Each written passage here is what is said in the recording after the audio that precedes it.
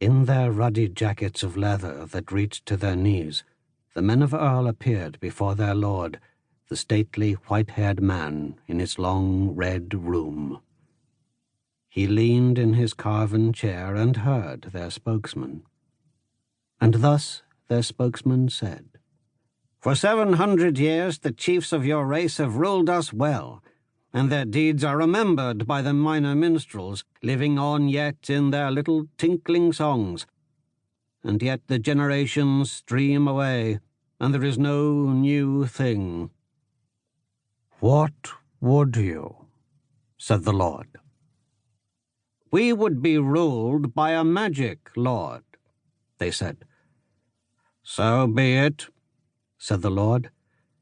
"It is 500 years since my people have spoken thus in Parliament, and it shall always be as your Parliament saith. You have spoken. So be it." And he raised his hand and blessed them, and they went.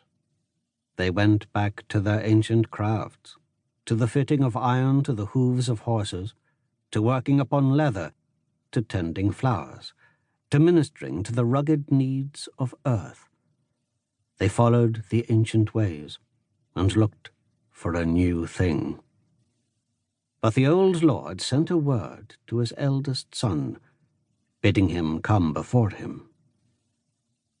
And very soon the young man stood before him in that same carven chair from which he had not moved, where light, growing late, from high windows, showed the aged eyes looking far into the future beyond that old lord's time.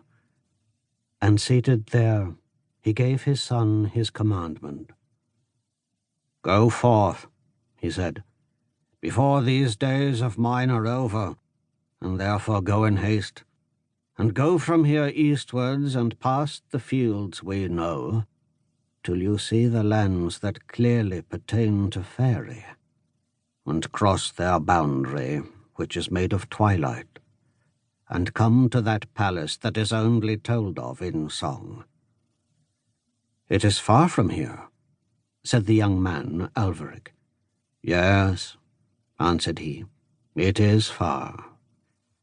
"And further still," the young man said, "to return, for distances in those fields are not as here."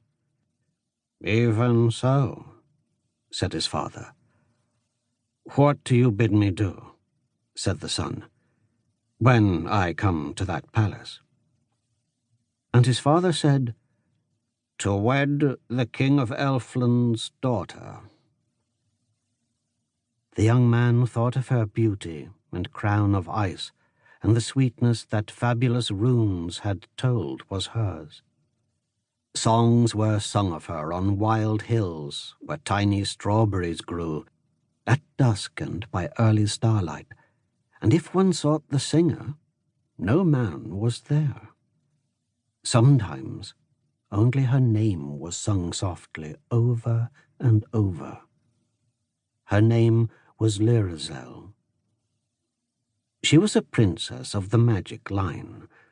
The gods had sent their shadows to her christening, and the fairies too would have gone, but that they were frightened to see on their dewy fields the long, dark, moving shadows of the gods, so they stayed hidden in crowds of pale pink anemones. And thence blessed Lyrazel.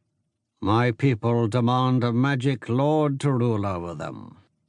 They have chosen foolishly," the old lord said, "and only the dark ones that show not their faces know all that this will bring. But we, who see not, follow the ancient custom and do what our people in their parliament say. It may be some spirit of wisdom they have not known may save them even yet.